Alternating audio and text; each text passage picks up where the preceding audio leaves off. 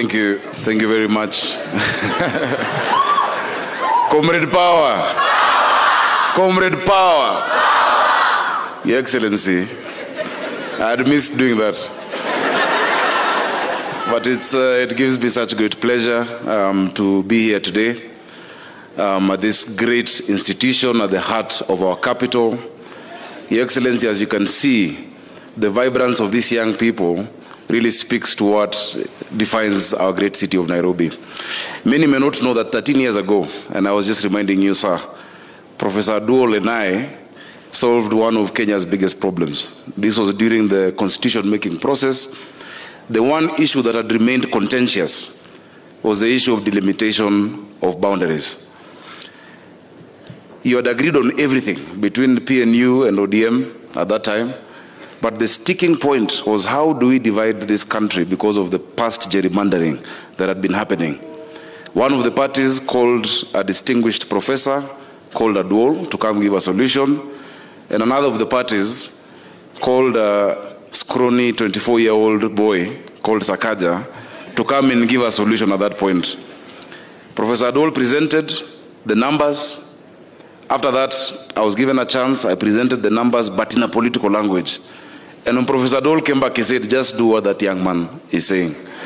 That is how we have Article 89 of our Constitution today that creates the formula for the limitation of boundaries.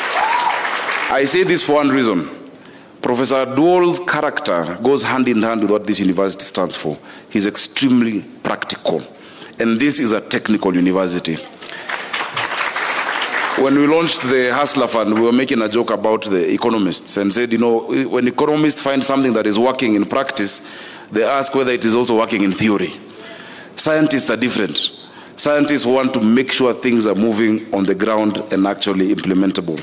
Your Excellency, the economy of today is a global economy that is driven by technology, powered by information. Our young people today at the Technical University or in Kisumu are not competing against each other, but they're competing with young people in China, in Japan, in the US.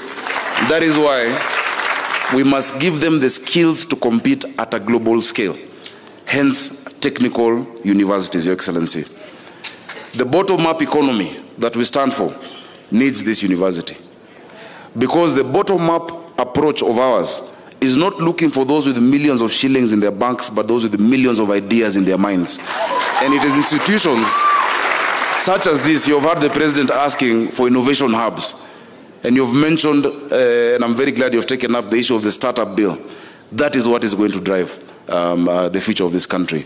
So, Excellency, once again, I hope, Professor Dole, we can partner again between myself and you, between the county government of Nairobi and the Technical University to provide practical solutions that are needed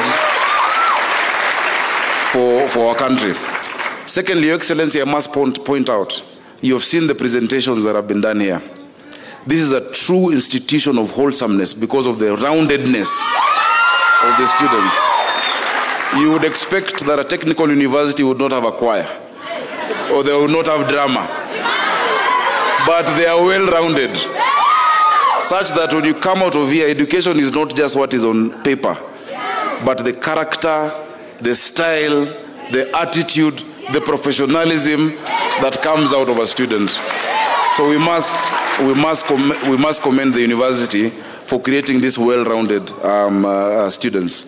There are many things we can do together between the county government and this university. We've seen the number of machines that they have at the technical side, and I'm glad that you support our polytechnics and technical universities staying as technical institutions.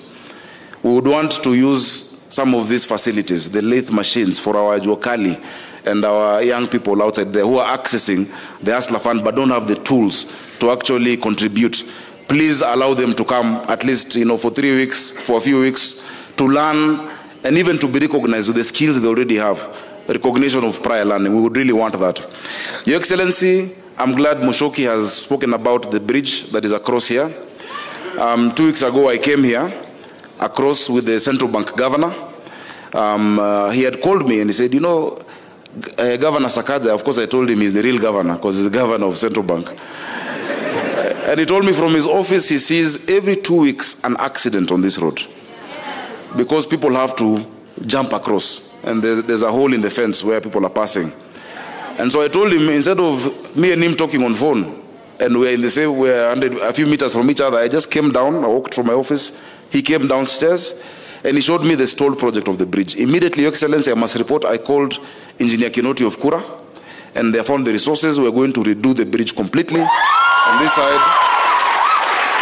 And additionally, as I mentioned to you yesterday, during the opening of the groundbreaking of the early works for Railway City, at the COP junction on that side, we'll also do a bridge for our pedestrians to be able to come across, Your Excellency.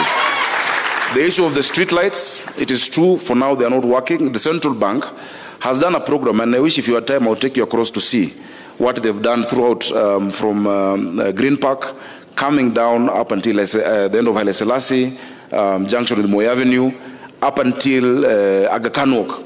Together with other institutions, they've done an amazing job. The last component of that is the street lighting, where they've brought smart lights. We'll ask them to hasten it because they're already doing it, so that we can protect these great young people of Technical University. So that one, rest assured, it will be done, Your Excellency. Without further ado, allow me at this point to invite the Cabinet Secretary,